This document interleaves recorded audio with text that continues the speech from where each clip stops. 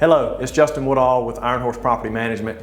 Today I want to address the question of should I turn my primary residence into a rental property when I go buy another home, or should I sell it? So the decision of whether to make your primary residence a rental property or sell it and take that equity and move into something else, it's going to be an individual decision for each person, but I want to kind of give you a few things to think about if that's something you're pondering.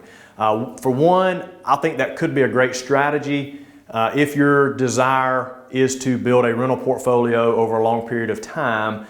And I've even had some conversations with people about that. So what that looks like is, you live in a house, you buy a house with a small down payment, you get the best interest and terms on the loan because it's a primary residence loan. Then you move out of that house, move into another one, and live in it for a couple of years. And the same thing there, you buy it with a small down payment, best interest rate and terms, but again, because it's a primary residence. So you can get better financing on primary than you can investment. For some people, that's a good strategy, and it's the move up strategy. They move from one to the next to the next. So a few things for you to think about on whether or not that's the right choice for you. I want to give you a few things to think about. The first thing you need to think about is, can you emotionally detach from that property?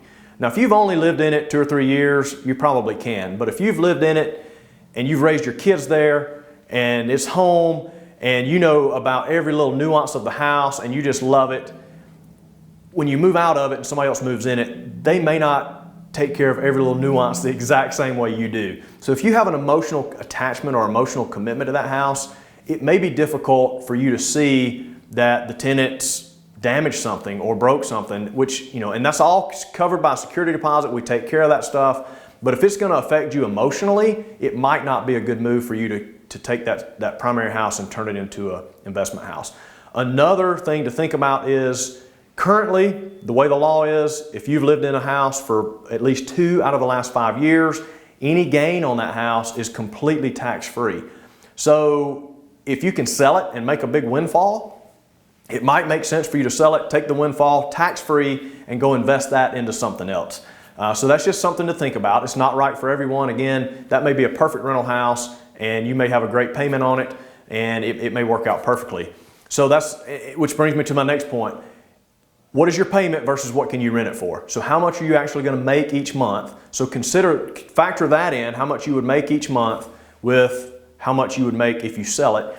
And then layer that on top of, what are your long-term goals? Is it your goal to have a rental portfolio in the area that this house is in? If you're moving out of state, you may not want to keep it. If you're moving out of state but planning to move back in 3 years, you might want to keep it. So again, there's all these things that you need to consider and think about. And if you're considering it, something that's on your mind and you want to just talk through it with someone, give us a call. We'd be glad to help you walk through these pros and cons and figure out whether or not it's right for you to buy it, or for you to sell it, or for you to keep it as a rental property.